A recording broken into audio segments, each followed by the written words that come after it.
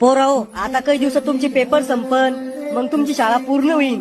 मग तुम्ही सगळे आपापल्या ठिकाणी निघून जासाल. पण जे मित्र तुमच्या वर्गात बनले ते मित्र तुमच्या जिंदगीत कधीच बनणार नाही. आयुष्यात तुम्ही लय पैसा कमवसाल, पण हे दिवस तुम्हाला कोटी रुपये देऊन बी वापस भेटणार नाही. सर, मी किती बी मोठा झालो ना तरी तुम्हाला विसरणार नाही. बाळा हो, तुमची शाळा पूर्ण झाल्यावर आयुष्य तुमची परीक्षा घ्यायला सुरुवात करन.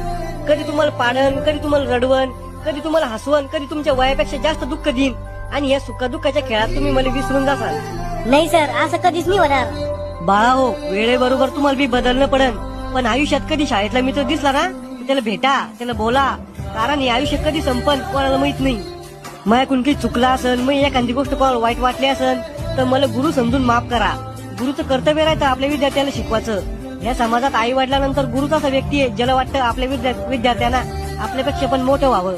गुरु रस्त्यासारखा राहतो, स्वतः कुठे जात नाही, पण विद्यार्थ्याला त्याच्या ध्येयापर्यंत पोहोचवतो. माझ्याकडून काही चुकला असेल तर मला माफ करा. आणि तुमच्या येणाऱ्या भविष्यासाठी तुम्हाला हार्दिक शुभेच्छा.